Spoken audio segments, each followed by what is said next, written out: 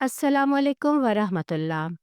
Viewers, बिलाशुबा हिदायत अल्लाह का वो अनमोल तोहफ़ा है जो जिसे मिल जाए वो दुनिया का खुश नसीब तरीन इंसान है। मगर इसके साथ साथ ये ऐसा कीमती ख़जाना भी है जो बेतलबों को नहीं दिया जाता। लेकिन जो तलब करे और सच्चे मन से इसकी खोज में निकले वो महरूम भी नहीं रहता। आज भी हम ऐसी ही एक जापानी बहन के इस्लाम कबूल करने की कहानी लेकर आए हैं, जो कि एथियस्ट थी और किसी भी धर्म पर विश्वास नहीं रखती थी।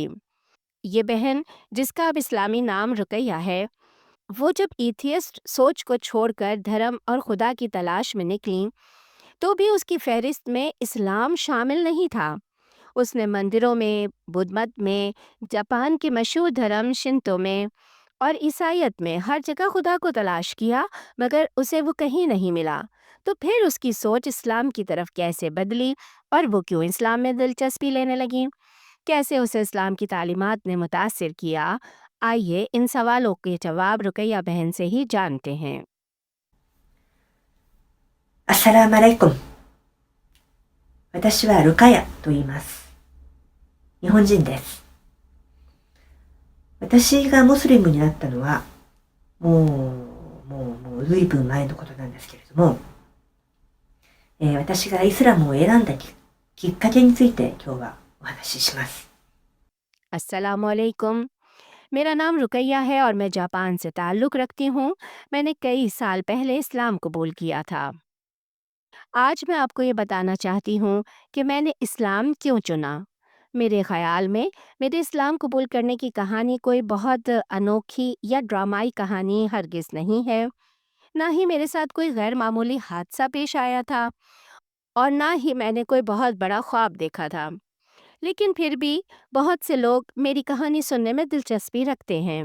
इसीलिए मैंने फ़ैसला किया कि अपनी रुदात एक छोटी वीडियो और बातों के ज़रिए दूसरों तक पहुँचाऊँ। मैं शुरू-शुरू में एथियस्ट थी और किसी धर्म को नहीं मानती थी। बचपन और जवानी में मैंने मज़हब को मनफ़ी अंदाज़ से देखा। मेरा ख़्याल था कि मज़हब की वजह से लोग तंग नज़र बन जाते हैं, इसकी वजह से लड़ाइयाँ होती हैं और कमज़ोर लोग खुद को धोखा देने के लिए धर्म का सहारा लेते हैं। इसीलिए मैं मज़हब पर इन्हिसार करने वालों को हक़ीर समझती थी। मैंने अपने दिल में पुख्ता इरादा कर लिया था कि मैं ज़िंदगी में 100% मज़हब से दूर रहूँगी, क्योंकि मज़हब का सहारा कमज़ोर लोग लेते हैं और मैं कमज़ोर हरगिज़ नहीं हूँ। इसीलिए उस वक्त मैं सोशलिस्ट और कम्युनिस्ट नज़रियात में दिलचस्पी लेने लगी। लेकिन दूसरी तरफ बुद्धा के मंदिरों और वहाँ के सुकून और खामोशी ने मुझे हमेशा अपनी तरफ खींचा।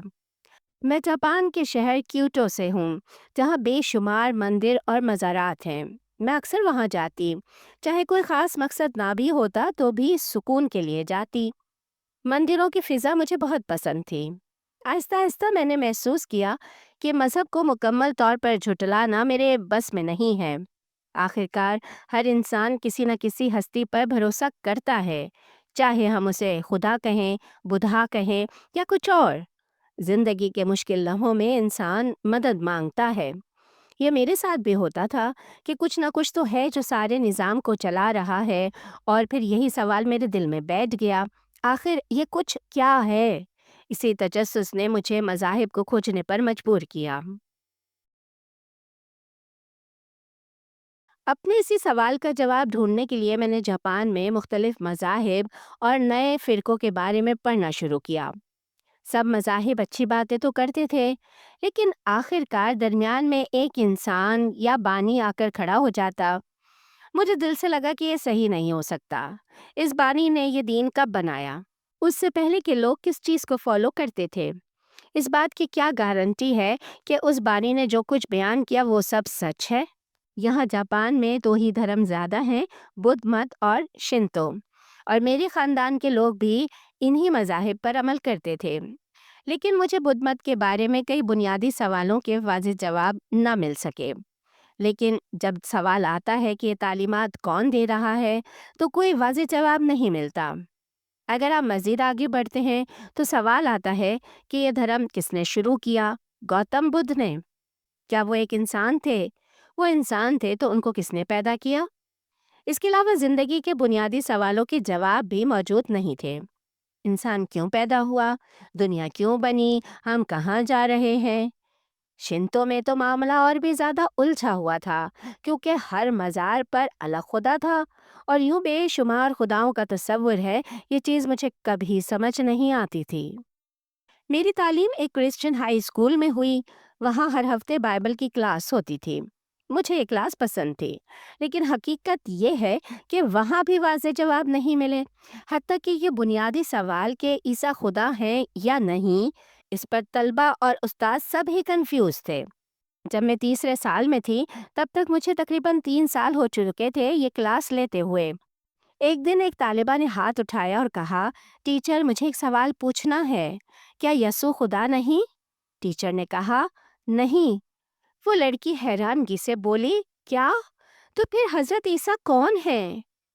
کیا عیسیٰ خدا نہیں ہے؟ اس نے پھر پوچھا۔ استاد اس سوال پر حیران ہو گئیں۔ ٹیچر کو بھی سمجھ نہیں آیا کہ کیا جواب دے۔ اس نے جواب دیا، نہیں، عیسیٰ خدا نہیں ہے، بس یہی سچ ہے۔ پھر اچانک پوری کلاس زور سے چلانے لگی، کیا کہہ رہی ہیں آپ؟ پوری کلاس نے پھر سوال کیا، کیا عیسیٰ خدا نہیں ہے؟ کیا؟ سب طلبہ حیرت میں پڑ گئے۔ اصل میں یہ بتانا چاہتی ہوں کہ کچھ لوگ سمجھتے تھے کہ عیسیٰ خدا ہیں، کچھ بالکل ہی الجھن میں تھے۔ مختصر یہ کہ ایک کرسچن اسکول میں جہاں طلبہ باقاعدگی سے بائبل پڑھ رہے تھے، وہاں بھی یہ تصور بالکل واضح نہیں تھا، یہاں تک کہ عیسائیت میں ہم واقعی کچھ نہیں سمجھ پاتے تھے۔ اس طرح عیسائیت بھی مجھے 100% مطمئن نہیں کر سکی۔ میں اس اسکول میں اس لیے آئی تھی کہ مذہب کو پا سکوں، مگر میں وہاں سے بھی خالی ہی لوٹ آئی۔ نئے سال کے موقع پر جاپان میں لوگ مزارات پر جا کر عبادت کرتے ہیں۔ میں بھی ایسے مواقع پر وہاں جاتی تھی۔ اگرچہ میں اس دھرم پر وشواس نہیں رکھتی تھی، مگر پھر بھی میں نے ہمیشہ اس لمحے کو بہت پاکیزہ محسوس کیا۔ لوگ نہیں جانتے کہ وہ کس کے سامنے جھک رہے ہیں، لیکن ان کے دل کی کیفیت بالکل صاف اور سچی لگتی تھی۔ یہی کیفیت مجھے بھی اپنی طرف کھینچتی تھی، مگر اس کیفیت میں بھی سمجھ نہیں آتی تھی کہ اصل خدا کون ہے۔ لوگ جس دربار کے بند دروازوں کے سامنے ہاتھ باندھے کھڑے ہیں، ان بند دروازوں کے پیچھے کیا ہے، اس کا جواب کسی کے پاس نہیں تھا۔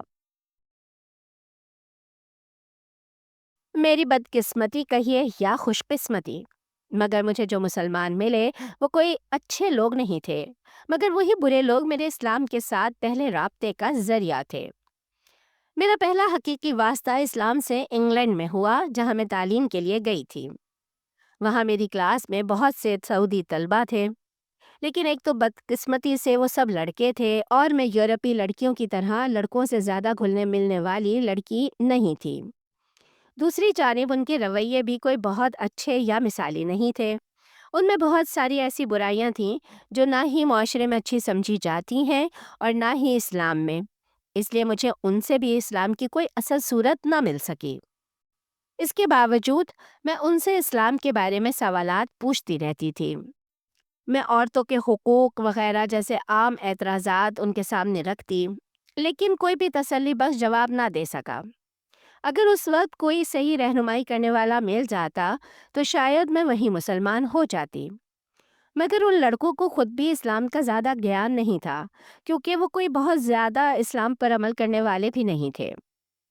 مگر کم سے کم ایک اچھی بات ضرور ہوئی کہ میں جو اسلام سے نفرت کرتی تھی اور اسے بالکل ہی توجہ کے قابل نہیں سمجھتی تھی، مجھے اسلام کے بارے میں زیادہ سے زیادہ جانکاری کی کیوریوسٹی ہونے لگی تھی۔ انگلینڈ سے واپس جاپان آ کر میں نے لائبریری سے کتابیں لے کر پڑھنا شروع کی۔ ابتدا میں میرا رجحان عرب دنیا کی ثقافت کی طرف تھا، لیکن جلد ہی مجھے احساس ہوا کہ سب عرب ممالک کے پیچھے اسلام مشترکہ بنیاد ہے۔ سعودیہ کی ثقافت الگ ہے اور مصر، شام اور لبنان کی ثقافت الگ، مگر سب ممالک میں ایک قدر مشترک تھی اور وہ تھا اسلام۔ پھر میں نے اسلام کے بارے میں براہ راست پڑھنا شروع کیا، مگر بدقسمتی سے اس زمانے میں جاپانی زبان میں اسلام کے متعلق کوئی بہت زیادہ کتابیں دستیاب نہیں تھیں، لیکن چند کتابوں پر مجھے اسلامک سینٹر جاپان کا ایڈریس ملا۔ میں نے فزیکلی وہاں جانے کا فیصلہ کیا تاکہ اسلام کے بارے میں جانکاری حاصل کر سکوں۔ میں وہاں گئی اور اسلام کے بارے میں چھوٹے چھوٹے کتابچے لے آئی۔ ان کتابچوں میں اسلام کے عقائد، عورت کے حقوق، شادی، معیشت اور معاشرت سب موضوعات شامل تھے۔ میں نے جب انہیں پڑھا تو مجھے حیرت انگیز طور پر سب کچھ سادہ مگر بہت منطقی لگا۔ اسلام کی تعلیمات میں کوئی تضاد نہیں تھا، سب آسان اور واضح تھا، یہاں تک کہ چھوٹے بچے بھی سمجھ سکتے تھے۔ مجھے لگا یہی سچ ہے۔ میں نے اسلامک سینٹر کے کتابچے دیکھ کر نماز پڑھنا شروع کی۔ پہلی بار رکوع اور سجدے کا تجربہ میرے لیے ناقابل بیان تھا، خاص طور پر سجدہ۔ مجھے واقعی ایسا لگا کہ جیسے میں براہ راست اللہ کے قریب ہو گئی ہوں۔ میں نے حجاب لینا شروع کیا کیونکہ مجھے اس بات کا کامل یقین ہو چکا تھا کہ اللہ کا ہر حکم انسان کے فائدے کے لیے ہے۔ اگر اللہ نے عورت کے لیے حجاب کا فیصلہ کیا ہے تو یہی بہترین ہوگا۔ پھر آہستہ آہستہ میری زندگی بدلنے لگی اور میں دن بدن اسلام کے قریب ہونے لگی۔ اگرچہ دل سے میں خود کو مسلمان سمجھنے لگی تھی، لیکن اپنے ایمان کی شہادت دینے میں مجھے ہچکچاہٹ تھی۔ مجھے لگتا تھا کہ یہ دوسروں کے سامنے کمزوری ظاہر کرنے جیسا ہے۔ میں انسانوں پر بھروسہ نہیں کرتی تھی، اس لیے مجھے قدم اٹھانے میں مشکل پیش آ رہی تھی۔ یا دوسرے لفظوں میں آپ کہیں تو یہ میرے اندر کا تکبر اور غرور تھا کہ میں کسی کے سامنے کلمہ شہادت پڑھنے کو اپنی توہین سمجھتی تھی۔ مگر پھر ایک عجیب واقعہ ہوا۔ ایک دن اسلامک سینٹر میں ایک جاپانی عورت نے اسلام قبول کیا۔ مجھے یہ بات بالکل اچھی نہ لگی۔ وہ عورت ابھی چند دن پہلے ہی اسلامی سینٹر آئی تھی اور چند دن بعد ہی اس نے کلمہ شہادت پڑھ لیا تھا۔ یعنی میں جو 1 سال سے یہاں آ رہی تھی اور خود کو اس سے بہتر مسلمان سمجھتی تھی، وہ مجھ سے بھی آگے نکل گئی۔ بلکہ میں نے دل ہی دل میں کہا، میں تو اس سے زیادہ اچھی مسلمان ہوں۔ لیکن اندر ہی اندر مجھے احساس ہوا کہ نہیں، میں اس سے بہت پیچھے ہوں۔ اسلامک سینٹر کی ایک جاپانی عالمہ سے اس بات کا ذکر کیا تو ان خاتون نے مجھ سے کہا، اگر تم مسلمان بننا چاہتی ہو تو کیوں نہیں بنتی؟ یہ جملہ میرے لیے فیصلہ کن ثابت ہوا۔